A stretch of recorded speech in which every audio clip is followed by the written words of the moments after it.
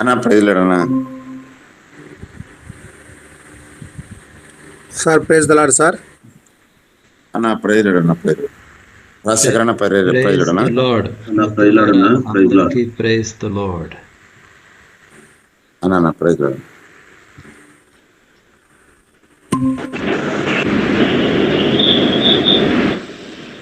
Philip అన్న ప్రైజ్లాడు. Sir.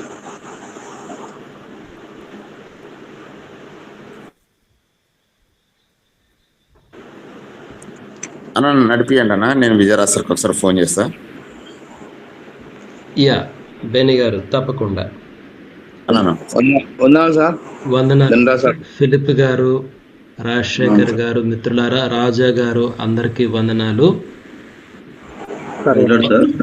ఒక నిమిషం ప్రార్థన చేసుకుందాం. గొప్ప దేవా, మీకు వందనాలు తెలియజేస్తున్నాం నాయనా. ఈ యొక్క నూతన దినాన్ని బట్టి, మీ సన్నిధికి వచ్చుటకు మాకు ఇచ్చినటువంటి అవకాశమును బట్టి మీకు వందనాలు తెలియజేస్తున్నాం. మా ప్రభు అయిన యేసు క్రీస్తు వారిలో మీరు మీ మంచితనాన్ని, మీ గొప్పతనాన్ని మాకు వెల్లడి చేశారు. తండ్రివైన దేవా, అందును బట్టి వందనాలు తెలియజేస్తున్నాం. మీ నిత్య ప్రణాళికలను వెల్లడి చేసినందుకు వందనాలు. యేసు క్రీస్తు వారిలో మమ్మలను రక్షించుకున్నందుకు వందనాలు తెలియజేస్తున్నాం.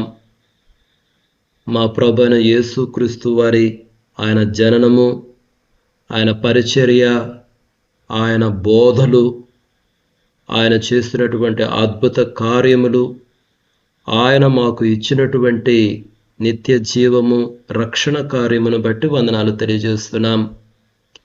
పరిశుద్ధాత్మను బట్టి వందనాలు తెలియజేస్తున్నాం. నాయన, మమ్మలను సర్వ సత్యములోనికి నడిపిస్తున్నటువంటి పరిశుద్ధాత్మను బట్టి అనుదినము మాలో పనిచేయచ్చు, దేవుని వాక్యముతో మమ్మల్ని నింపుచు, మమ్ములను రూపాంతరము చెందించుచున్నటువంటి పరిశుద్ధాత్మను బట్టి వందనాలు తెలియజేస్తున్నాం. నాయన, ఆదిమ సంఘమును బట్టి, అనాది కాలము నుండి ఉన్నటువంటి భక్తులు, స్త్రీలు, పురుషులు, ప్రవక్తలు అందరిని బట్టి వందనాలు. అపోస్తలులు, నాయన, మిషనరీలు, ఆదిమ కాలము నుండి ఉన్నటువంటి సంఘములు, సంఘ కాపరులు, విశ్వాసులు, ఆయా కాలములలో ఆయా ప్రాంతములో ఉన్న వారందరిని బట్టి వందనాలు.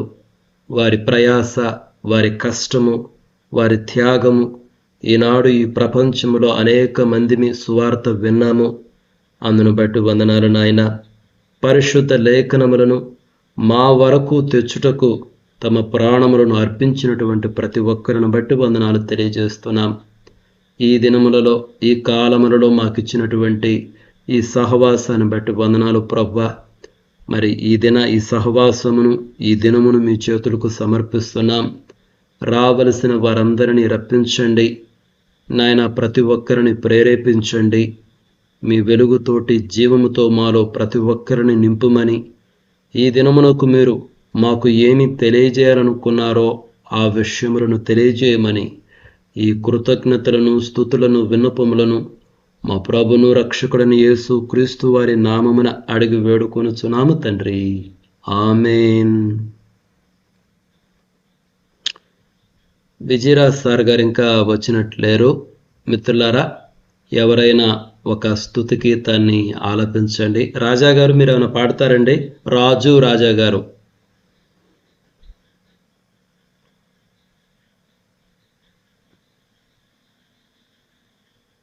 సరే, రాజశేఖర్ గారు, మీరేమైనా పాడగలరా? పాడతాం సార్. ఒక స్తుతి గీతాన్ని రాజశేఖర్ గారు ఆలపిస్తారు.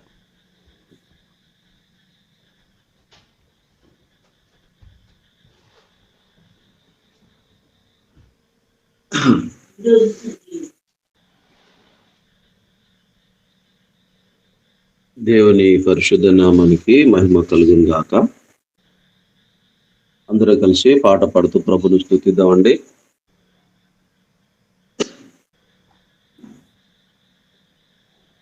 ఈ రోజు సజీవునిగా నీలో జీవింపజేసితివే, రక్షణానంద భరితుడనై కృతజ్ఞతాస్తుతి చెల్లింతునయ్యా. నిత్యము నీ సన్నిధిలో కృతజ్ఞతాస్తుతి చెల్లింతునయ్యా. నిత్యము నీ సన్నిధిలో. హల్లెలూయా, హల్లెలూయా, హల్లెలూయా, హల్లెలూయా. ఈ రోజు సజీవునిగా నీలో జీవింపజేసితివే, రక్షణానంద భరితుడనై కృతజ్ఞతాస్తుతి చెల్లింతునయ్యా. నిత్యము నీ సన్నిధిలో ఆకర్షించెను నీ ప్రేమ నన్ను, సుందరుడా మనోహరుడా. ఆకర్షించెను నీ ప్రేమ నన్ను, సుందరుడా మనోహరుడా.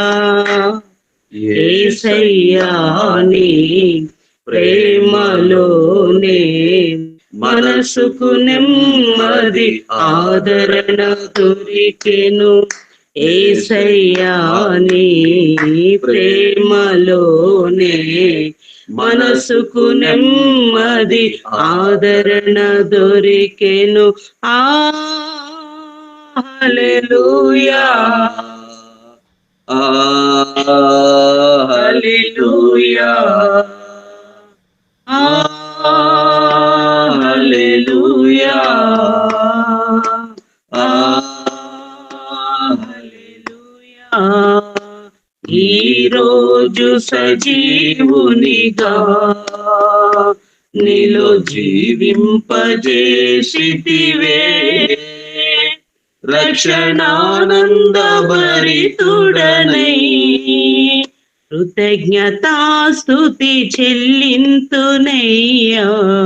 నిత్యము నీ సన్నిధిలో కృతజ్ఞతాస్తుతి చెల్లింతునయ్యా.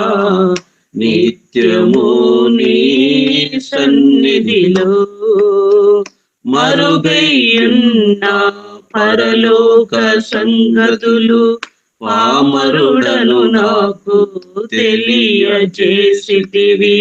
మరుగైయున్న పరలోక సంగతులు పామరుడను నాకు తెలియజేసితివి. ఆత్మదీపం వెలిగించినాలో నీతో నడుచుటకు కృప చూపితివి. ఆత్మదీపం వెలిగించినాలో నీతో నడుచుటకు కృప చూపితివి.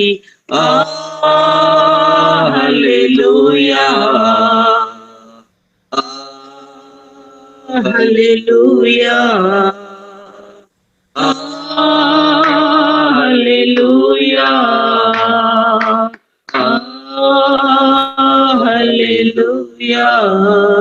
ఈ రోజు సజీవునిగా నీలో జీవింపజేసితివే,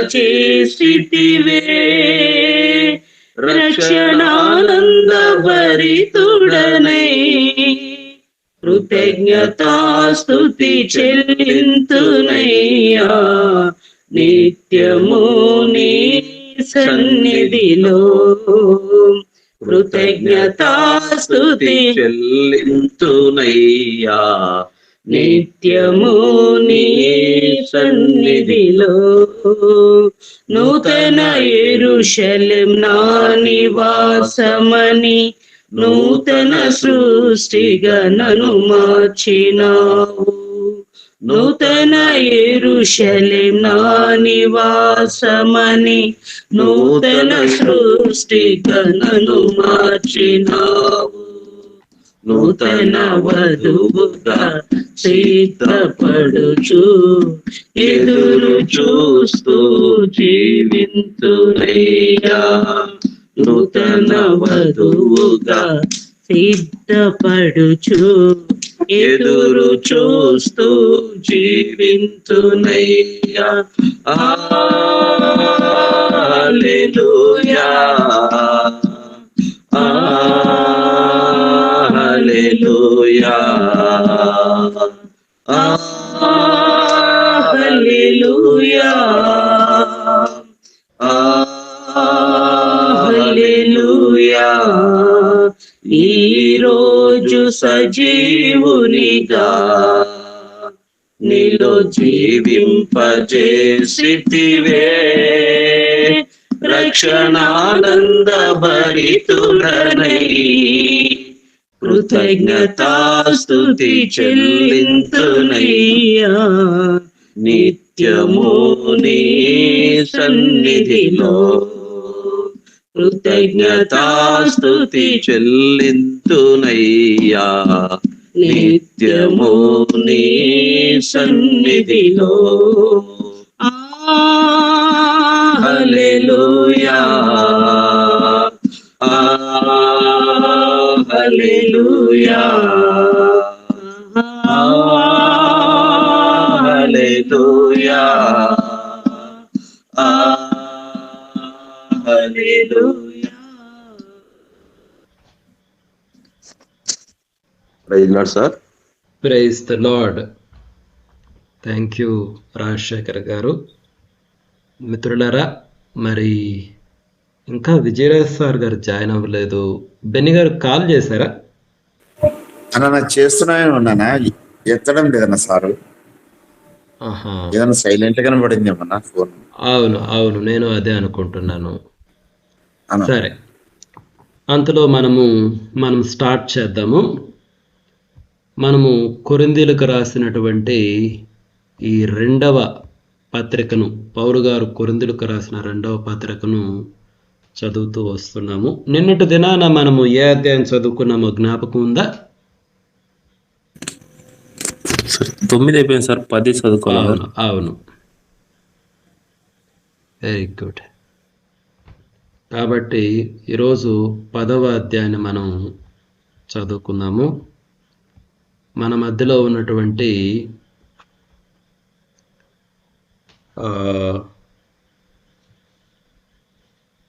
రాజు రాజా గారు ఉన్నారా? Raju Raja sir, praise the Lord sir. ఉన్నాను sir. Praise the Lord sir. Praise the Lord sir. చదవగలరా సార్? కొరింథీయులకు రాసిన మొదటి చదువుతాను సార్. చదువుతాను సార్. మొదటి పత్రిక 10వ అధ్యాయము. Okay sir. పునీత పౌలు కొరింథీయులకు రాసిన లేఖ 2వ లేఖ అధ్యాయము 10 వచనములు. మీ ఎదుటనున్నప్పుడు మీలో అనుకోగలవారమై అనుకులగలవాడనైనింటియు ఎవడు లేనప్పుడు మీ ఎడల ధైర్యం గలవాడనేటియు పౌలను నేను యేసుక్రీస్తు యొక్క సాత్వికమును మృదుత్వమును బట్టి మిమ్మును వేడుకొనుచున్నాను. శరీర ప్రకారము నడుచుకున్న వాళ్ళమని మమ్మును గురించి కొందరు కొనుచున్నట్టుగా అట్టి ఎడల నేను తెగించిరని కాఠిన్యమును చూసుకోవాలని తలంచుకొనుచున్నాను.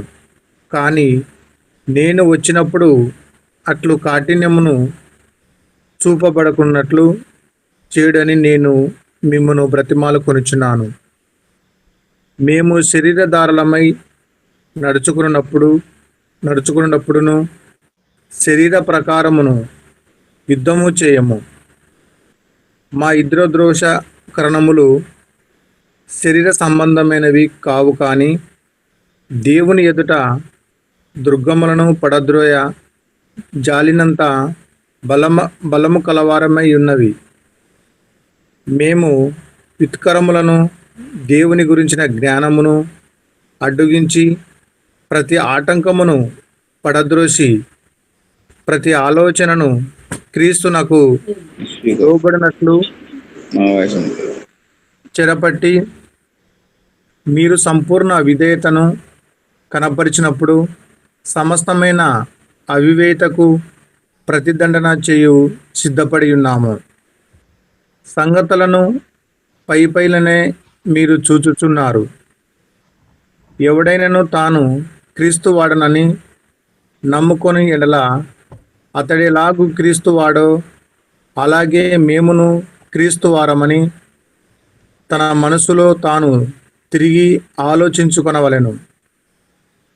పరద్రోయుటకు కాక మిమ్మును కట్టుటకే ప్రభువు మాకు అనుగ్రహించిన అధికారమును గురించి నేనొకవేళ కొంచెము అధికముగా అతిశయపడినట్టును నేను సిగ్గుపడను.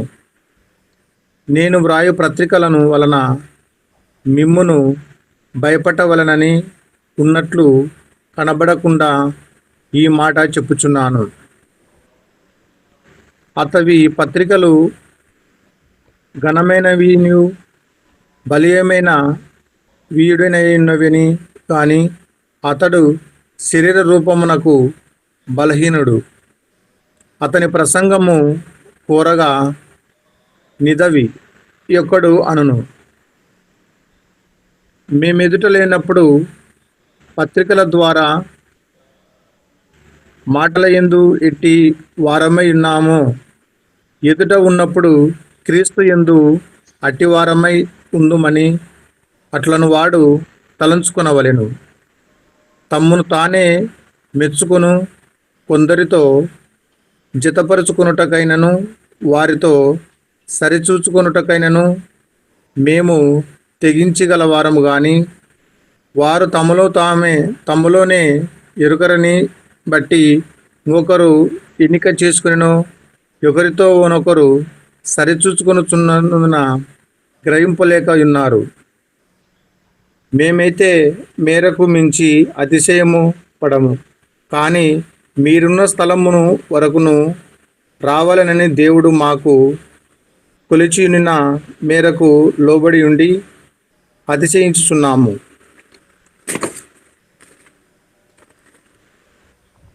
యేసుక్రీస్తు సువార్త ప్రకటించుచు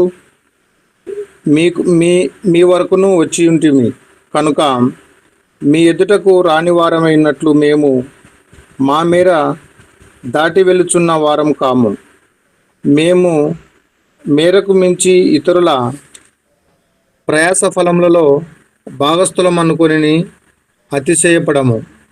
మీ విశ్వాసము అభివృద్ధిమైనది కొలది మాకు అనుగ్రహించబడిన మేరలకు లోపలనే సువార్త మరి విశేషంగా వ్యాపింపచేయచ్చు. మీ ఆవలి ప్రదేశములలో కూడా సువార్త ప్రకటించినట్లుగా మేము మీ మూలముగా ఘనపరచబడదామని నిరీక్షించుచున్నామే గాని మరొకరి మేరలో చేరి సిద్ధమైనవి. మా వెనింట్లు అతిశయింపగోరము. అతిశయించువాడు ప్రభునందే అతిశయింపవలెను. ప్రభు మెచ్చుకున్న వాడే యోగ్యుడు కానీ తన్ను తానే మెచ్చుకున్నవాడు యోగ్యుడు కాడు. ఇది దేవుని స్తోత్రము. ఈ వాక్యం. Praise God. మిత్రులారా, మరి ప్రార్థన చేసుకొని మనము వాక్య ధ్యానంలోనికి ప్రవేశిద్దాము. మన మధ్యలో ఉన్నటువంటి భూపాల్ గారు, సార్ ప్రేయర్ చేయగలరా మీరు? వాక్యము నిమిత్తమై పరిశుద్ధాత్మ సహాయాన్ని కోరుతూ. భూపాల్ రెడ్డి గారు.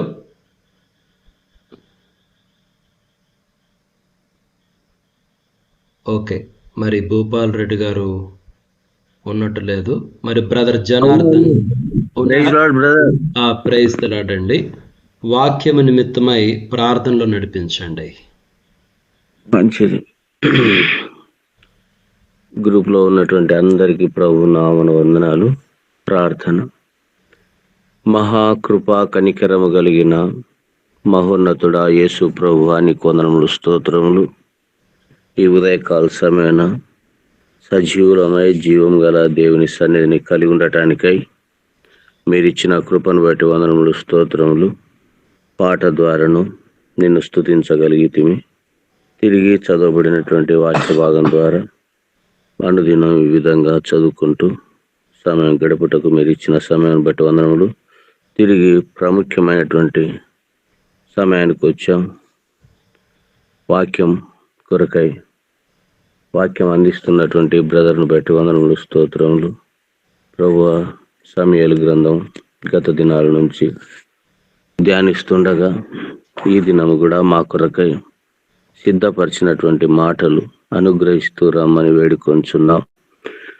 సహోదరునికి మీ ఆత్మాభిషేకం దయచేయండి.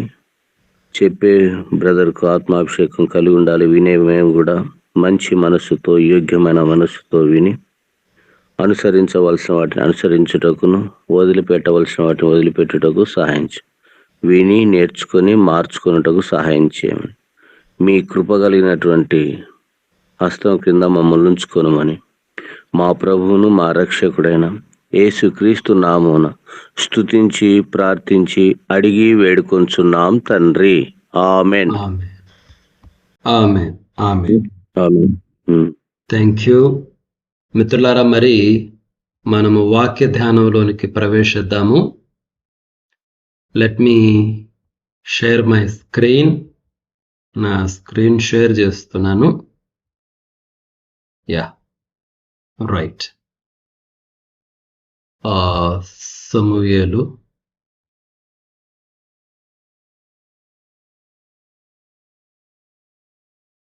Yeah. So praise the Lord మిత్రులారా, మరొకసారి అందరికీ మన ప్రభు అయిన యేసు క్రీస్తు వారి నామమున వందనాలు తెలియజేస్తున్నాను. దేవుని మహా గొప్ప కృప, ఆయన దయ, మరొక నూతన దినాన్ని ఆయన మనకు అనుగ్రహించాడు. మరి మనం సమూయేలు మొదటి గ్రంథాన్ని ధ్యానం చేస్తూ ఉన్నాము.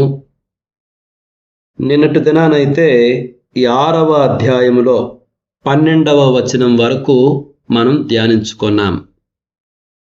మరి ఈ దినాన 13వ వచనం నుండి 13వ వచనం నుండి మనం చదువుకుందాం. బేత్షెమెషు వారు లోయలో తమ గోధుమ చేలను కోయుచుండిరి. వారు కన్నులెత్తి చూడగా మందసము వారికి కనబడెను. దానిని చూచి వారు సంతోషించిరి. ఆ బండి బేత్షెమెషు వాడైన యెహోషువ యొక్క పొలములోనికి వచ్చి అక్కడనున్న ఒక పెద్ద రాతి దగ్గర నిలువగా, వారు బండి యొక్క కర్రలను చీల్చి ఆవులను యెహోవాకు దహనబలిగా అర్పించిరి. లేవీయులు యెహోవా మందసమును, బంగారపు వస్తువులు గల ఆ చిన్న పెట్టెను దించి ఆ పెద్ద రాతి మీద ఉంచగా, ఆ దినమున బేత్షెమెషు వారు యెహోవాకు దహన బలులను అర్పించి బలులను వధించిరి. కాబట్టి మిత్రులారా, నిన్నటి దినాన మనం చూసాము, ఈ ఫిలిష్తీయులు యెహోవా దేవుని మందసాన్ని ఒక బండి పైన పెట్టి 2 పాడి ఆవులను, ఎప్పుడు కాడి ఎత్తుకొనని 2 పాడి ఆవులను కట్టి వాళ్ళు వదిలిపెట్టినప్పుడు ఆ ఆవులు స్ట్రైట్గా ఇంకా ఇజ్రాయేలు దేశము వైపునకు, బేత్షెమెషు అన్నటువంటి గ్రామము వైపునకు రాజమార్గములో బడి వచ్చాయి. ఎడమకు గాని కుడికి గాని ఎటు చూడకుండా చక్కగా రాజమార్గములో వచ్చాయి అని నిన్నటి దినాన మనం ధ్యానం చేశాము. మరి ఇప్పుడు 13వ వచనంలో ఏమనుందంటే, ఈ బేత్షెమెషు వారు లోయలో తమ గోధుమ చేలను కోయుచుండిరి. అంటే ఇట్ వాజ్ హార్వెస్ట్ టైం. వాళ్ళు గోధుమ చేలను కోయుచూ ఉన్నారంట. నేను కొన్ని కామెంటరీస్ చదివినప్పుడు ఇది గోధుమల కోతకాలం కాబట్టి బహుశా ఇది మే నెల, జూన్ నెల, ఆ ప్రాంతాలలో, ఆ నెలలలో జరిగి ఉండవచ్చు అని కొంతమంది స్కాలర్స్ మెన్షన్ చేశారు. మే నెల లేకపోతే జూన్ నెల, ఈ మధ్య ప్రాంతంలో జరిగి ఉండవచ్చు. అంటే బహుశా ఆ కాలంలో, ఆ టైం పీరియడ్లో వాళ్లకు ఈ గోధుమల కోతకాలం ఉంటుందేమో మరి. అయితే ఇక వాళ్ళు పొలాల్లో వాళ్ళ పంటను కోస్తూ ఉన్నారు. అయితే కనులెత్తి చూసినప్పుడు మందసం కనిపించింది. ఒక బండి వచ్చింది, బండి పైన మందసం ఉంది. ఆ మందసాన్ని చూసినప్పుడు వారు సంతోషించిరి అన్నటువంటి పదం అక్కడ ఉంది చూడండి. వారు సంతోషించిరి యెహోవా దేవుని మందసాన్ని బట్టి. ఎందుకంటే ఆ యుద్ధంలో ఓడిపోయారు. యెహోవా దేవుని మందసం వారి మధ్య నుండి వెళ్ళిపోవడము అన్నటువంటిది ఆ దినాలలో ఎవరికైనా సరే చాలా విచారకరమైనటువంటి విషయము, దుఃఖకరమైనటువంటి విషయము. వాళ్ళ శత్రువులైనటువంటి ఫిలిష్తీయులు దేవుని మందసాన్ని పట్టుకొని పోయారు. మీరు జ్ఞాపకం తెచ్చుకుంటే ఏలి, యాజకుడైనటువంటి ఏలి చనిపోయినటువంటి విధానాన్ని కూడా ఒకసారి జ్ఞాపకం చేసుకోండి. ఇజ్రాయేలు ప్రజలు యుద్ధంలో ఓడిపోయారు, చాలా మంది చనిపోయారు, నీ 2 కుమారులు కూడా చనిపోయారు, ఇవన్నీ చెప్పారు. కానీ ప్రత్యేకంగా యెహోవా దేవుని మందసం పట్టబడింది అని వినినప్పుడు ఆయన పడిపోయి చనిపోయినట్టు మనం లేఖనాల్లో చదువుకున్నాం. చాలా మందికి కూడా యెహోవా దేవుని మందసం పట్టబడడం అన్నటువంటిది చాలా మందికి జీర్ణించుకోలేని విషయము, దుఃఖకరమైన విషయము. ఆ ఏకాబోదు అన్నటువంటి పేరు కూడా ఆ సందర్భంలోనే పెట్టబడింది. మందసం వెళ్ళిపోయింది కాబట్టి తన భర్తలు, తన భర్త, తర్వాత మరిది, బావ చనిపోయారు కాబట్టి, ఇజ్రాయేలు ప్రజలు ఓడిపోయారు కాబట్టి, ఆ స్త్రీ తాను కనినటువంటి ఆ పిల్లవానికి ఈకాబోదు ప్రభావము మన మధ్యలో నుండి వెళ్ళిపోయింది అన్నటువంటి పేరును పెట్టింది. అంటే ఆ పేరు దేనిని సూచిస్తుందంటే, ఈ మందసం పట్టబడినప్పుడు ఆ ఇజ్రాయేలు ప్రజలు ఎలా ఫీల్ అయ్యారు, వాళ్ళ ఫీలింగ్స్ ఏంటివి? వాళ్ళ ఫీలింగ్స్ ఏంటివంటే, దేవుడు మన మధ్యలో నుండి వెళ్ళిపోయాడు, దేవుని ప్రభావము మన మధ్యలో నుండి వెళ్ళిపోయింది. ఇదనమాట వాళ్ళ యొక్క హృదయాల్లో ఉన్న స్థితి. అయితే మందసాన్ని చూసినప్పుడు వాళ్ళు ఎలా ఫీల్ అయి ఉంటారు?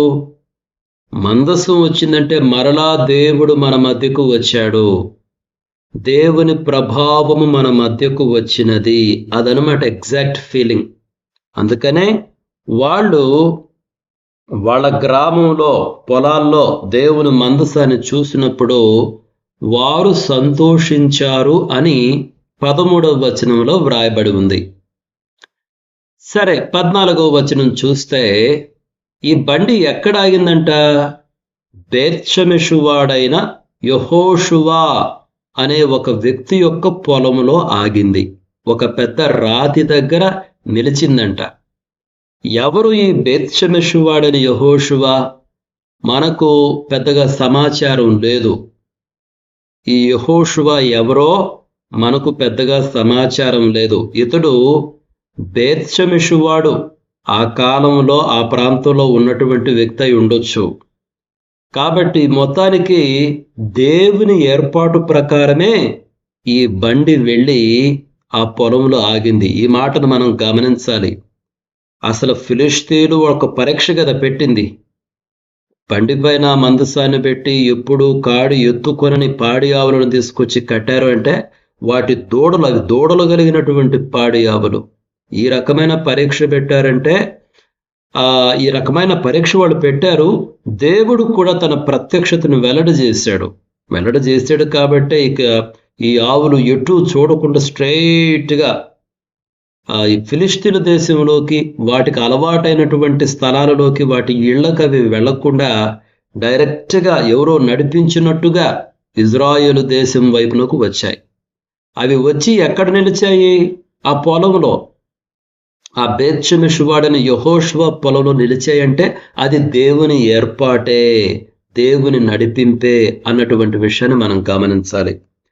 అయితే వాళ్ళు ఆ బండిని చూసినప్పుడు ఏం చేశారంట? బండి యొక్క కర్రలను చీల్చి ఆవులను యెహోవాకు దహన బలిగా అర్పించారు. మరి వాళ్ళు తెలిసి చేశారో తెలియక చేశారో ఇది కొంచెం ఆశ్చర్యకరమైన విషయమే. ఒకవేళ ఫిలిష్తీయులు ఈ విధంగా ప్రవర్తించి ఉంటే మనం ఏమి అనుకునే వాళ్ళం కాదు.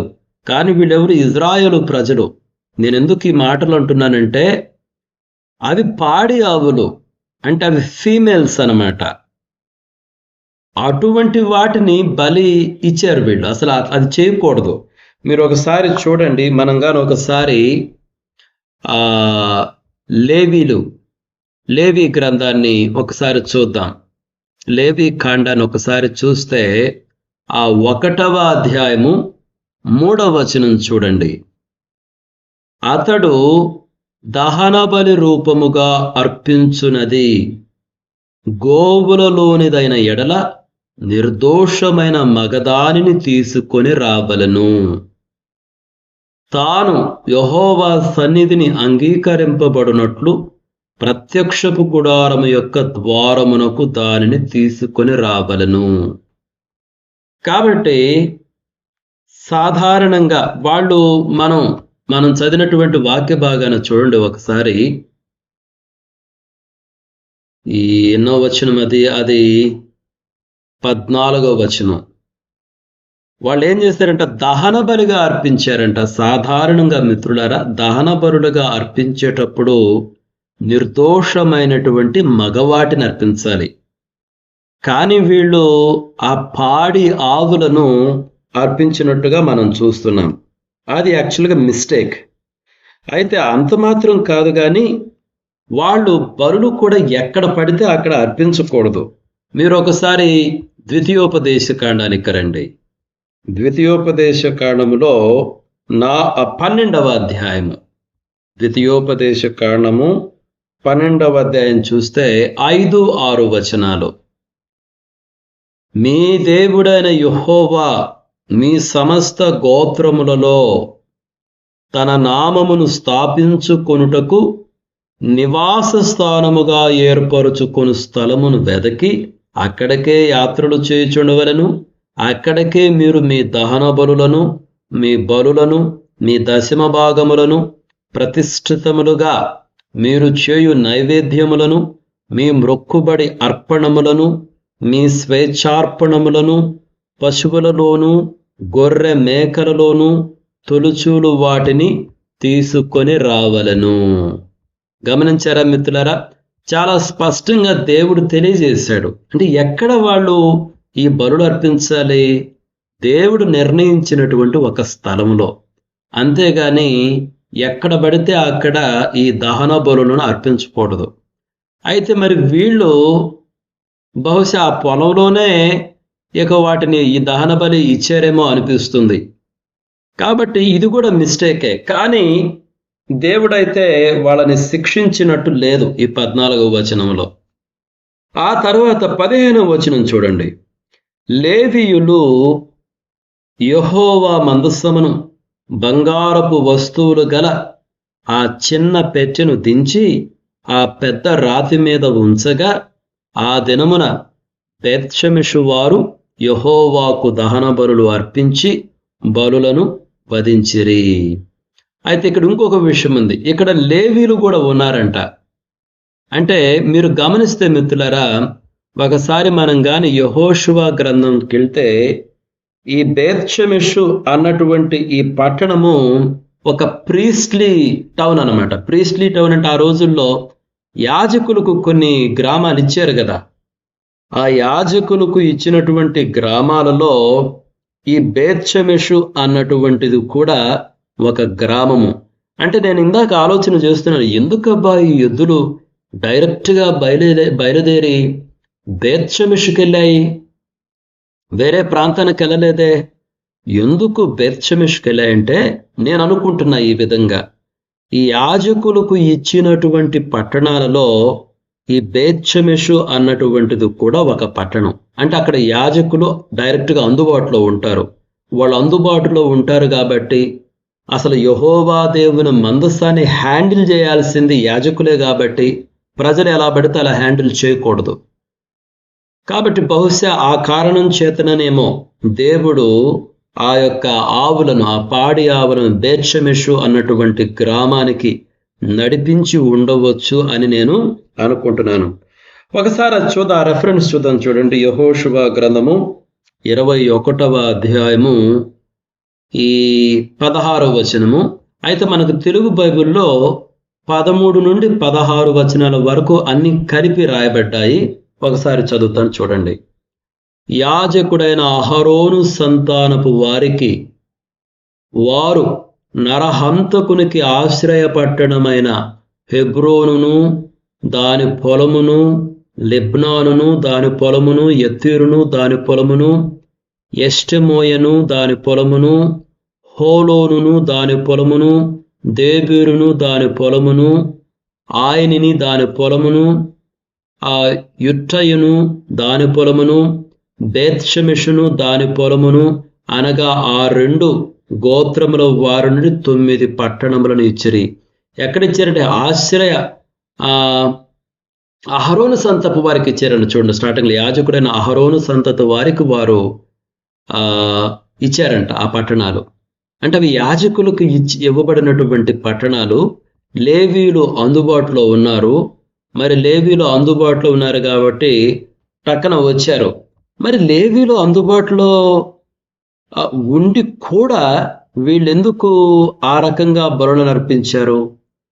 వాళ్ళు అర్పించినటువంటి దహన బలులలో ఈ ఫీమేల్ వాటిని అర్పించడం జరిగింది. అదొక పొరపాటే. అదేవిధంగా అర్పించకూడని స్థలంలో వాళ్ళు అర్పించారు. అది కూడా స్ట్రిక్ట్గా మాట్లాడితే పొరపాటు మిత్రులారా. కానీ దేవుడు అంటే వారిని ఈ విషయం వారు చేసిన దానికి శిక్షించినట్టుగానే అదేం రాయబడలేదు ఈ 13, 14, 15 వచనాలలో. మరి 16వ వచనం నుంచి మనం చదువుకుందాం. ఫిలిష్తీయుల సర్దారులు 5 అంతవరకు చూచి నాడే ఎక్రోనునకు తిరిగి వెళ్ళిరి. అపరాధార్థమైన అర్పణగా ఫిలిష్తీయులు చెల్లించిన బంగారపు గడ్డలు ఏవనగా అష్డోదు వారి నిమిత్తము 1, గాజా వారి నిమిత్తము 1, అష్కలోను వారి నిమిత్తము 1, గాతు వారి నిమిత్తము 1, ఎక్రోను వారి నిమిత్తము 1. ప్రాకారము గల పట్టణముల వారేమి, పొలములోని గ్రామముల వారేమి, ఫిలిష్తీయుల 5 సర్దారుల పట్టణములన్నిటి లెక్క చొప్పున బంగారపు పందికొక్కులను అర్పించిరి. వారు యెహోవా మందసమును దింపిన పెద్ద రాయి దీనికి సాక్ష్యము. నేటి వరకు ఆ రాయి బేత్షెమెషు వాడైన యెహోషువ యొక్క పొలములో ఉన్నది. కాబట్టి ఈ వచనాలలో మనం గమనించాల్సింది ఏంది? ఈ ఫిలిష్తీయుల సర్దారులు వెంబడించారు ఆ బండిని. అయితే ఆ బండి డైరెక్ట్గా ఇజ్రాయేలు దేశానికి బేత్షెమెషు గ్రామానికి వెళ్ళి ఆగింది కదా.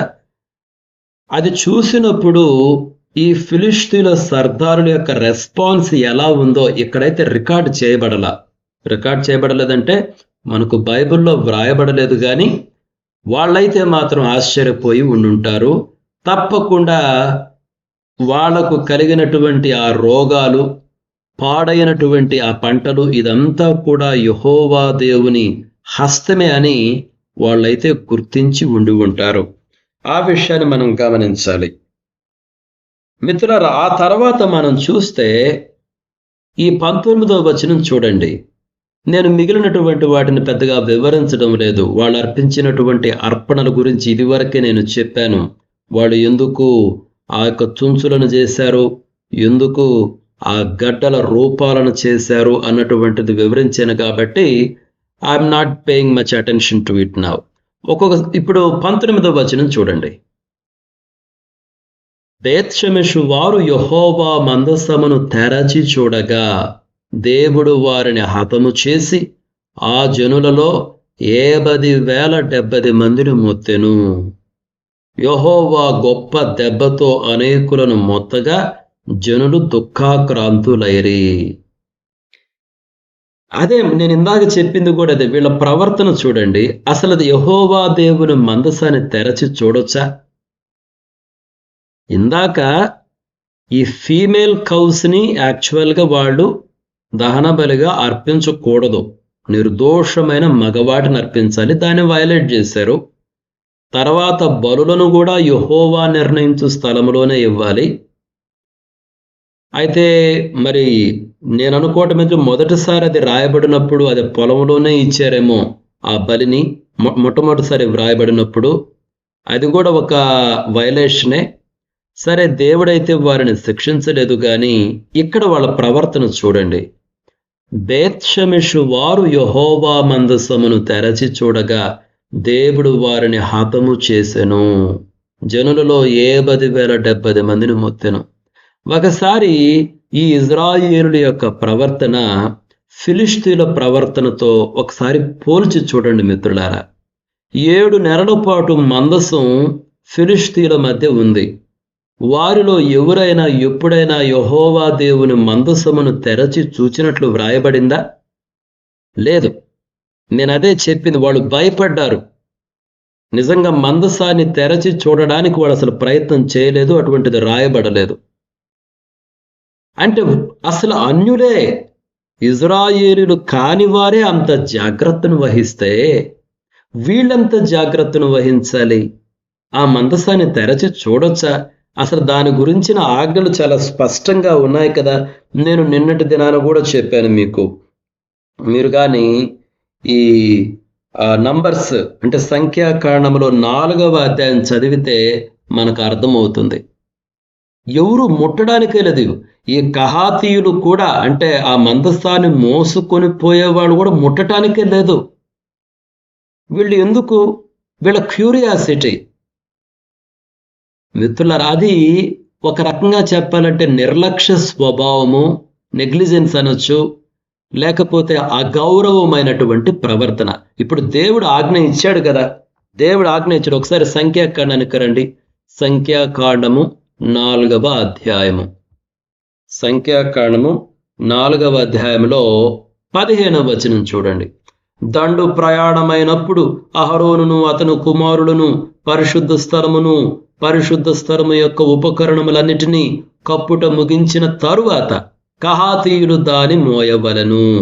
అయితే వారు చావకయుండునట్లు పరిశుద్ధమైన దానిని ముట్టకూడదు. ఇవి ప్రత్యక్షపు గుడారములో కహాతీయుల భారము. చూడండి, కహాతీయులు మొయ్యాలంట. అయితే అసలు వాళ్ళు కూడా ముట్టకూడదు. ఎవరి కహాతీయులు? లేవి వంశస్థులే, ఎన్నుకొనబడినటువంటి వారే. ఎన్నుకొనబడిన వారే దాన్ని ముట్టకూడదంటే, ఎన్నుకొనబడినటువంటి వారే దాన్ని ముట్టకూడదు అని దేవుడు చెప్పాడు. వారు చావకయుండునట్లు ముట్టకూడదంట. అంత స్ట్రిక్ట్గా చెప్పినప్పుడు వీళ్ళ ప్రవర్తన చూడండి మిత్రులు, అది లెక్కలేనితనం. మిత్రులారా, దేవుడు కొన్ని ఆజ్ఞలు ఇచ్చాడు. మరి ఎందుకు ఆయన ముట్టకూడదని చెప్పాడు? ఎందుకు మందసంలోనికి ఆ వస్తువులు చూడకూడదు, ఇటువంటి ఆజ్ఞలు ఎందుకు చెప్పాడు మనకు తెలియదు. దేవుడు చెప్పాడు. ఆయన పరిశుద్ధుడైన దేవుడు. కొన్ని ప్రశ్నలకు మనకు సమాధానం తెలియదు. ఎందుకు ముట్టకూడదని ఎవరైనా అడిగితే దేవుడు ముట్టొద్దన్నాడు. దేవుడు అక్కడ నివసిస్తున్నాడు. ఆయన పరిశుద్ధుడైనటువంటి దేవుడు. వాస్తవంగా చెప్పాలంటే ఆయన పరిశుద్ధతను మనం తట్టుకోలేం మిత్రులారా. ఆయన పరిశుద్ధతను మనం తట్టుకొని ఒకసారి మనం కొన్ని లేఖన భాగాలు చూడొచ్చు. ఒకసారి ఆయన వాక్యం బోధించేటప్పుడు ఈ పేతురు యొక్క దోణి ఎక్కి వాక్యాన్ని బోధిస్తాడు. వాక్యాన్ని బోధించిన తరువాత గెన్నెసెరతు అన్నటువంటి సరస్సులో జరిగినటువంటి సంఘటన ఇది ఎక్కడ ఉంటుంది? లూకా సువార్త 5వ అధ్యాయంలో ఉంటుంది. తర్వాత చదవండి. పేతురుకు చెప్తాడు, నీ దోణను కొంచెం లోతుగా నడిపించి వలవేయని చెప్పినప్పుడు పేతురు అంటాడు, అయ్యా రాత్రంతా ప్రయాసపడ్డాము, ఏమీ దొరకలేదు, కానీ నీ మాట చొప్పున వేస్తామని వేసినప్పుడు వలలు పిగిలిపోతాయి. ఆ సందర్భంలో పేతురు ప్రవర్తన జ్ఞాపకం చేసుకోండి. యేసుక్రీస్తు ప్రభు యొక్క మోకాళ్ళ దగ్గర సాగిలపడి, ప్రభువా నేను పాపిని, నన్ను వదిలిపెట్టుపో అంటే ఎందుకు పేతురులో ఆ రెస్పాన్స్ వచ్చిందంటే, దేవుని యొక్క పరిశుద్ధత ప్రత్యక్షపరచబడినటువంటి సందర్భాలు అవి. ఒక్కొక్కసారి దేవుని యొక్క హోలీనెస్ ప్రత్యక్షమైనప్పుడు ట్రక్కన మన పాపం మనకు అర్థమైంది మిత్రులారా. అసలు దేవుడిని చూచిన వాడు లేడు, చూచి బ్రతికిన వాడు లేడు. దేవుడు నీలాగా నాలుగు ఒక మనిషి కాదు, పోయి ఆయన పని ఇట్లా చెయ్యేసుకొని నిలబడి మాట్లాడడానికి. అసలు దేవుడు ఆ పర్వతం పైకి దిగి వస్తే, ఆ హోరేబు పర్వతం పైకి ప్రజలు భయపడిపోయారు. మోషే మాతో వద్దు, నువ్వే మాట్లాడి చెప్పు, చచ్చిపోతావు అన్నట్టు ఫీల్ అయిపోయారు. ఆయన మహిమను చూచిన వాడు లేడు మిత్రులారా. ఆయన వద్దు, ముట్టొద్దు అని చెప్పినప్పుడు ముట్టొద్దు. ఆయన ఒక మనిషిలాగా ఆయన చూడకూడదు మిత్రుల. ఇది నిర్లక్ష్య స్వభావము అన్నటువంటి విషయాన్ని మనం గమనించాలి. అయితే ఒక విషయం చెప్పాలి, ఇక్కడ ఏమని ఉందంటే, ఆ రోజు 50,070 మందిని మొత్తెను. కానీ మీరు పక్కనే ఇంగ్లీష్లో ఉంటుంది, ఏమని ఉంటుందో చూడండి. ద పీపుల్ ఏమనుంది అక్కడ, ఇంగ్లీష్లో చదువుతున్నాను. But God struck down some of the men of Beth Shemesh putting 70 of them to death. 70 మందిని దేవుడు మొత్తినట్టు ఎక్కడుంది. ఇక్కడ నేను మీకు ఒక విషయం చెప్పాలి. ఇక్కడ 70,070 మందిని మొత్తేనని ఉంది కదా. యాక్చువల్గా మ్యానుస్క్రిప్ట్స్ని కాపీ చేస్తారు వాళ్ళు. ఆ కాపీ చేసినప్పుడు అక్కడ జరిగినటువంటి చిన్న పొరపాటు అనమాట. బహుశా అది వాళ్ళు రాసినటువంటి కొన్ని కామెంట్స్ లేదా కాపీ చేసిన విధానంలో వచ్చిన పొరపాటు వలన 50,070 మందిని అని ఉంది. కానీ యాక్చువల్గా దేవుడు చంపింది అంటే శిక్షించగా చనిపోయింది 70 మందే.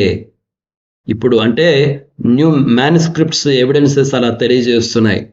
అయితే దీన్ని ఎలా అర్థం చేసుకోవాలంటే, 50,000 మందిలో 70 మందినే మొత్తాడు. అందుకని ఆ ప్రక్కన మీరు ఇంగ్లీష్ ట్రాన్స్లేషన్ చూడండి, అక్కడ 70 మందిని మొత్తినట్టే ఉన్నది. కాబట్టి నేను చెప్పేటటువంటిది ఇది నా అభిప్రాయం కాదు మిత్రులారా. స్కాలర్స్ మ్యానుస్క్రిప్ట్స్ని స్టడీ చేస్తున్నటువంటి వారు చూడండి, ఇవి పురాతన కాలం నుంచి వచ్చినటువంటి ప్రతులు. కాబట్టి ఒక్కొక్కసారి మనకు తెలియకుండానే ఎన్నో 100 సార్లు కాపీలు చేశారు. ఆ విధంగా కాపీ చేసినప్పుడు అక్కడక్కడ వాళ్లకు తెలియకుండానే కొన్ని పొరపాట్లు చొరబడ్డాయి. దాని వలన ఇక్కడ ఇది ఆ విధంగా జొరబడినటువంటి పొరపాట్లు ఇది ఒకటి మిత్రులారా. కాబట్టి చాలా మంది పండితులు ఏమంటున్నారంటే, చూడు ఒక పట్టణం బెత్షెమెషు గ్రామం, ఆ దినాల్లో ఒక గ్రామంలో ఎంతమంది ఉంటారండి. కాబట్టి వాళ్ళు చెప్పేది ఏంటంటే 50,000 మందిలో 70 మందిని మొత్తేను అన్నటువంటి విషయాన్ని చాలా మంది తెలియజేస్తున్నారు. మిత్రులారా, సమయం చాలా దాటిపోయింది కాబట్టి నేను ముగిస్తున్నాను. అయితే 2 విషయాలు జ్ఞాపకం చేసుకోండి. బెత్షెమెషు ప్రజలు మొదట సంతోషించారు, నిజమే, దేవుని సన్నిధి మనకి సంతోషాన్ని తెస్తుంది. కానీ లెక్కలేనితనంగా ప్రవర్తించకూడదు దేవుని సన్నిధిలో. అది 2వ పాఠం. పోయి ఎవరు మిమ్మల్ని మందసాన్ని తీసి చూడమన్నారు? దేవుడు చెప్పాడు కదా. దేవుడు ఒక విషయం చెప్పినప్పుడు ప్రవర్తించాలి. కానీ మన సొంత అభిప్రాయాలు, సొంత ప్రవర్తన, నిర్లక్ష్య ధోరణి ఎందుకు? ఈ 2 విషయాలు చూడండి, నేను ఒకే స్టేట్మెంట్లో చెప్తాను. Rejoice with reverence. అంటే రిజాయిస్ అంటే సంతోషించండి, దేవుని సన్నిధిని బట్టి సంతోషించండి. కానీ విత్ రెవరెన్స్, గౌరవంతో, భయముతో, భక్తితో మనం దేవుని సన్నిధిలో ఉండాలి మిత్రులారా. నిర్లక్ష్య స్వభావము, ఈ నిర్లక్ష్య స్వభావం అనేది, లేకపోతే భయభక్తులు కనపరచిన స్వభావం అనేది ఎప్పటికైనా ప్రమాదమే. చూడండి, మన వ్యక్తిగతంగా దేవుని ఆరాధిస్తున్నా, మన వ్యక్తిగతంగా పరిచర్య చేస్తున్నా, మన పరిచర్యలో కానీ వ్యక్తిగత జీవితంలో కానీ ఎక్కడైనా సరే నిర్లక్ష్య స్వభావాన్ని దేవుడు సహించడు. లెక్కలేనితనాన్ని, భయభక్తులు లేనితనాన్ని దేవుడు సహించడు. ఈ విషయాలను గ్రహించడానికి తగిన సమృద్ధి అయినటువంటి కృపను దేవుడు మనలో ప్రతి ఒక్కరికి అనుగ్రహించాలని ముగిస్తున్నాను. May God bless each one of you. Thank you. మరి మిత్రులారా, ఈ సమయంలో ప్రార్థన చేసుకుందాము. మరి విజయరాజ్ సార్ ఏమైనా వచ్చారా?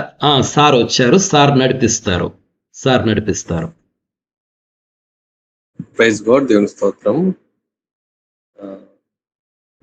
ఈరోజు నాకు సైలెంట్ లో ఉన్నందుకు నాకు దయతో క్షమించండి. సమయానికి ముందే ప్రార్థన మన వాళ్ళు తెలియకూడదండి.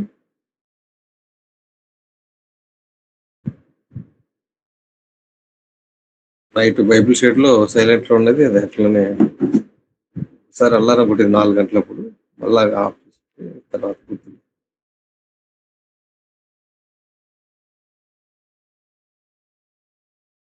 ప్రార్థన మన వాళ్ళు తెలియబడుతుంది. ప్రార్థన ముగిస్తాను.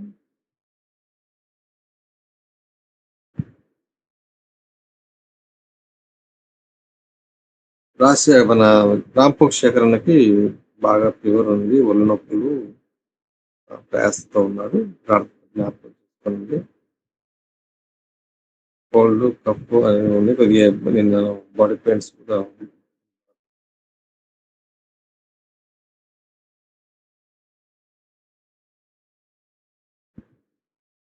ఇంకా ప్రార్థన ఏమైనా ఉంటే అదే జాబ్ కోసము, పృథ్వీరాజు కోసం చేయండి. జాబ్ కోసం, అలాగే కోడలు హవిల ప్రార్థన జ్ఞాపకం చేసుకోండి. సమయంలో మనల్ని ప్రార్థనలో సుశీలమ్మ గారు ప్రార్థన నడిపిస్తారు. ప్రార్థన చేసుకుందామన్నా అందరం కళ్ళు మూసుకుందాం. మహాపరిశుద్ధుడ, జీవం గల దేవ, జీవాధిపతివైన తండ్రి, మీ పాదములకు వందనాలు, స్తోత్రాలు. స్తోత్రం యేసయ్య, స్తోత్రం నాయన. గొప్ప దేవానికి వందనాలు తండ్రి, స్తోత్రాలు.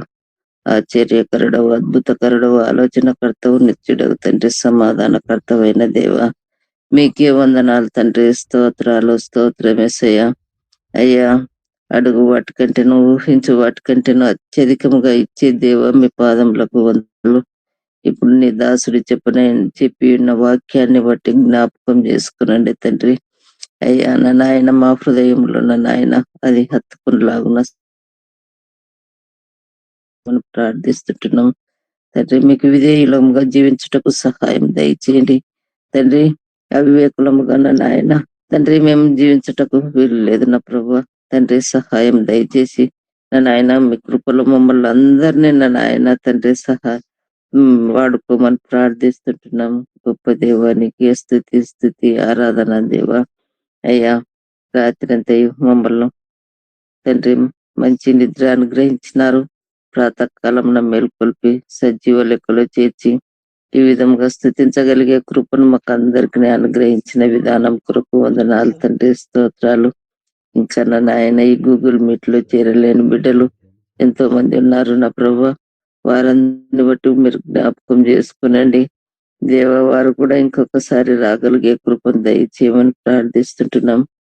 అందరం విని అయ్యా, ఇదిగో అంత్య దినాలలో ఉంటున్నాం, భయంకరమైన దినాలలో ఉంటున్నాం దేవ తండ్రి. అందరం ఉన్న నాయన తండ్రి, ఏక మనసు కలిగి ఏకాత్మ కలిగిన ప్రభువా, మీ యందు విశ్వాసంతోనూ నిరీక్షణతోనూ మీ వైపు చూస్తూ నాయన మా జీవిత యాత్రను తండ్రి మేము తండ్రి ముందుకు సాగుటకు కూడా కృప చూపమని ప్రార్థిస్తుంటున్నాం. గొప్ప దేవుడు ఉన్న నాయన, భయంకరమైన దినాలలో నా ప్రభువా, సాతానుడు ఎప్పుడు మృంగుదనాన్ని గర్జించి సింహం వలె పొంచి ఉన్నాడు నా తండ్రి.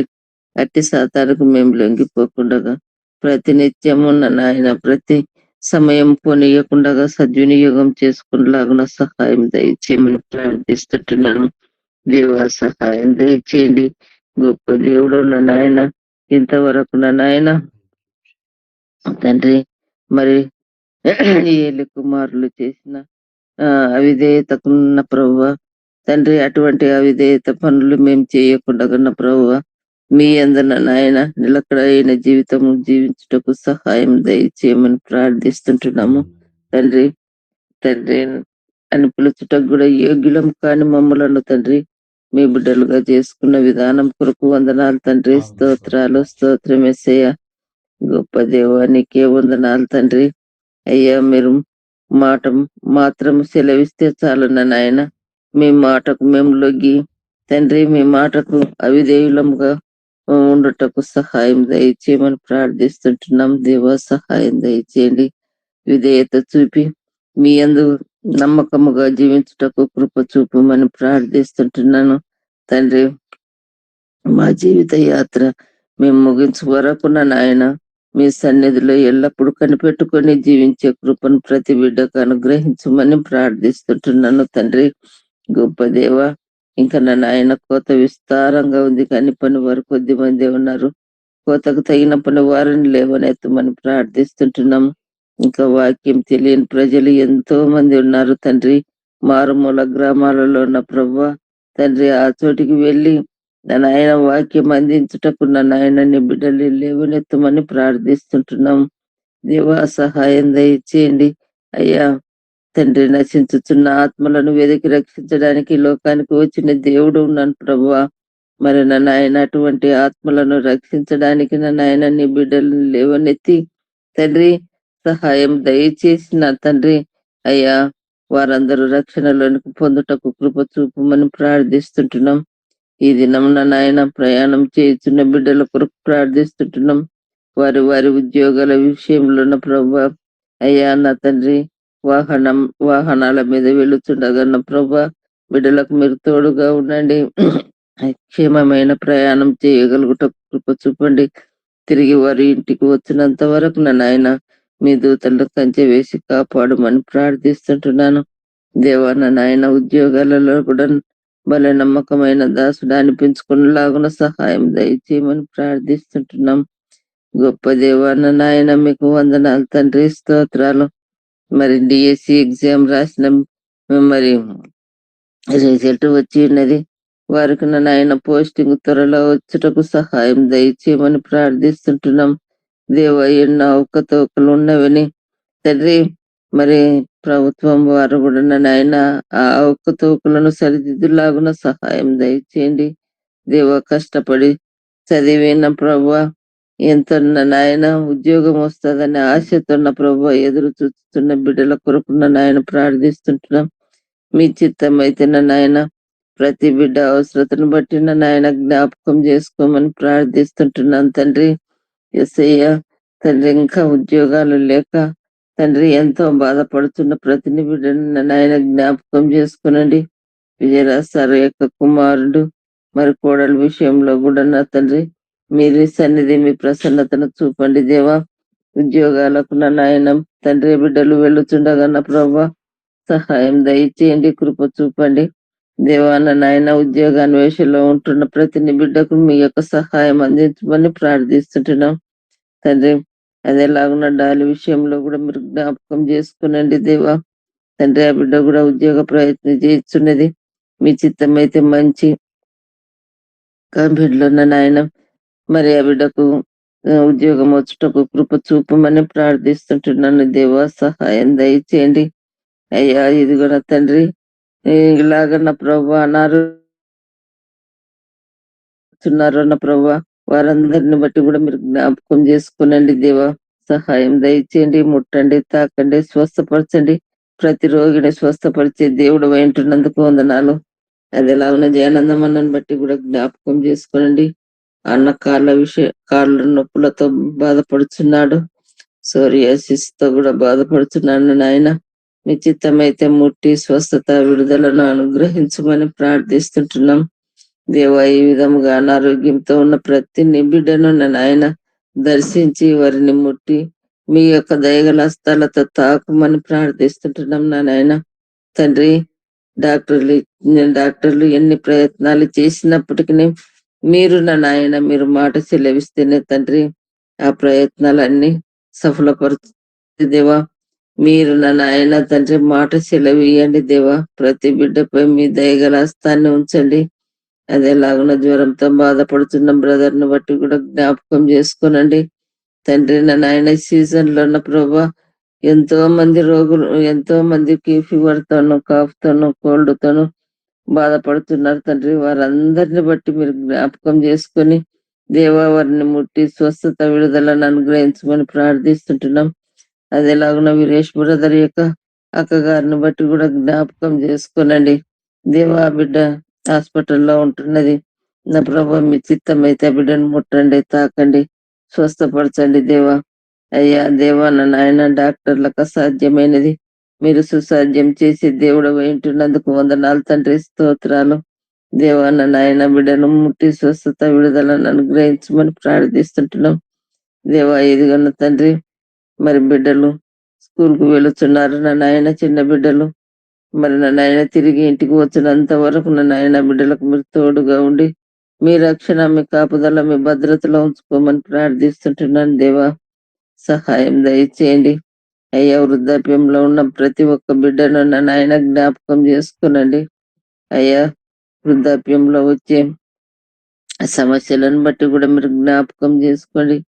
మోకాళ్ళ నొప్పులతోనూ నా నాయన ప్రతి విధమైన అయ్యా నరాల బలహీనతలతోనూ బాధపడుతున్న ప్రతి బిడ్డను మీరు జ్ఞాపకం చేసుకొని మీ యొక్క కృపలో ప్రతి బిడ్డను నా నాయన ముట్టి స్వస్థత విడుదలను అనుగ్రహించమని ప్రార్థిస్తుంటున్నాం. మరి చరణ్ సందీప్ యొక్క భార్యను బట్టి జ్ఞాపకం చేసుకునండి దేవా. ఆ బిడ్డకు మరి నా నాయన మరి సుఖమైన డెలివరీ అనుగ్రహించటకు కృప చూపమని ప్రార్థిస్తుంటున్నాం దేవా. ఈ విధముగా ఎంతో మంది గర్భిణీ స్త్రీలు ఉంటున్నారన్న ప్రభా. వారందరిని బట్టి మీరు జ్ఞాపకం చేసుకొని తండ్రి వారికి మీరే తోడుగా ఉండి మరి క్షేమంగా తల్లి బిడ్డ క్షేమంగా ఉండులాగున సహాయం దయచేయమని ప్రార్థిస్తుంటున్నాను తండ్రి. అయ్యా దీర్ఘకాలిక సమస్యలతో నా ప్రభా బాధపడుతున్న ప్రతి బిడ్డను మీరు జ్ఞాపకం చేసుకునండి తండ్రి. అయ్యా క్యాన్సర్ తోను, హార్ట్ అటాక్లతోను, మరి షుగర్, బీపీ అదేలాగున్న ప్రభా తండ్రి ప్రతి సమస్యను నా నాయన ప్రతి రోగాన్ని మీరు ముట్టే దేవుడవ వింటున్నందుకు వందనాలు. మీరు స్వస్థపరిస్తేనే నా నాయన మేము స్వస్థత పొందగలము దేవా. మీరు స్వస్థత ఇవ్వకపోతే లేదు నా నాయన, అది మీ చిత్తం తండ్రి. మీ చిత్తానికి మేము తల ఒగ్గే బిడ్డలముగా ఉండున్నట్లు సహాయం దయచేయమని ప్రార్థిస్తుంటున్నాం. అంత్య దినాలలో ఉంటున్నాం, భయంకరమైన దినాలలో ఉంటున్నాం. సాతానుడు ఎప్పుడు మృంగుదనాన్ని గర్జించి సింహం వల్ల పొంచి ఉన్నాడు దేవా. అటు తండ్రి సాతాను మేము జయించగల శక్తిని మాకు అందరికీ అనుగ్రహించమని ప్రార్థిస్తుంటున్నాము తండ్రి. ఎన్నో సమస్యలు వచ్చినప్పటికీ నా నాయన మేము మిమ్మల్ని మరవక ప్రతి నిత్యము ప్రతి నిమిషము సమయం పోనీయకుండా సద్వినియోగం చేసుకుని మీ సన్నిధిలో కాలం గడుపుటకు సహాయం దయచేయమని ప్రార్థిస్తుంటున్నాను తండ్రి దేవా. ఇంకా నా నాయన ఎంతో మంది బిడ్డలు తండ్రి మరి ఉద్యోగాల విషయంలోను, వివాహ విషయంలోను మీరు జ్ఞాపకం చేసుకోండి. యవన బిడ్డలు మరి వారికి అందరికి నా నాయన మీ చిత్తం అయితే యవన బిడ్డల వివాహ విషయంలో సరి అయిన భాగస్వాములను నా నాయన మీరు కృప చూపి తండ్రి వారికి మంచి భయభక్తులు గల కుటుంబాలలో తండ్రి వారికి భాగస్వాములను అనుగ్రహించమని ప్రార్థిస్తుంటున్నాం దేవా. సంతానం లేని బిడ్డల కొరకు కూడా ప్రార్థిస్తుంటున్నాను. మీ చిత్తమైతే నా నాయన మీరే గర్భాన్ని తెరచమని ప్రార్థిస్తుంటున్నాం. గర్భఫలము యెహోవా ఇచ్చు స్వాస్థ్యము, అటువంటి స్వాస్థ్యాన్ని పొందగలిగే కృపను ప్రతి బిడ్డకు అనుగ్రహించమని ప్రార్థిస్తుంటున్నాను తండ్రి. మీరు చూచే దేవుడవు తండ్రి అయ్యా. సహాయం దయచేసే దేవుడవు తండ్రి. మీరు మాట సెలవియండి దేవా. మీ చిత్తానుసారంగా జరిపించమని ప్రార్థిస్తుంటున్నాం. ఈ గూగుల్ మీట్ లో చేరిన ప్రతి నీ బిడ్డను నా నాయన జ్ఞాపకం చేసుకునండి. వారి అవసరతలను, వారి అక్కర్లను మీరు తీర్చే దేవుడవే వింటున్నందుకు వందనాలు. వారి కుటుంబ విషయాలలో మీరు తోడుగా ఉండి ప్రతి విషయంలో మీరు మీ సన్నిధి, మీ ప్రసన్నతను చూపండి. ఇంకా రాలేని బిడ్డలు కూడా నా నాయన తండ్రి మరి ఒకసారి వారు కూడా గూగుల్ మీట్ లో చేరులాగున సహాయం దయచేసి వాక్యం విని వాక్యానుసారంగా జీవించుటకు కృప చూపమని నీకే స్తుతి ఆరాధన చెల్లిస్తూ నా ప్రభు నా రక్షకుడైన యేసయ్య శ్రేష్టమైన నామం అడిగి వేడుకుంటున్నాను తండ్రి. ఆమేన్. మన పరమ తండ్రి అయిన దేవుని ప్రేమయు మన ప్రభును రక్షకుడైన యేసు క్రీస్తు వారి కృపయు పరిశుద్ధాత్మాన్యోని సహవాసం సకల పరిశుద్ధులకును ప్రత్యేకముగా ఈ ఉదయ కాలమున ఇక్కడ చేరిన ప్రతి ఒక్కరికి వారి కుటుంబములకును వారికి కలిగిన సమస్తమునకును సదాకాలము తోడయుండి నడిపించును గాక. ఆమేన్. అందరికి వందనాలు సార్. అందరికీ వందనాలు మిత్రుడారా. అందరికి వందనాలు సార్. అందరికీ వందనాలు అన్న. ప్రైజ్లాడన్న. సార్ అందరికి వందనాలు. Praise Lord Janardhan praise Lord. Sir. Praise Lord. Sir.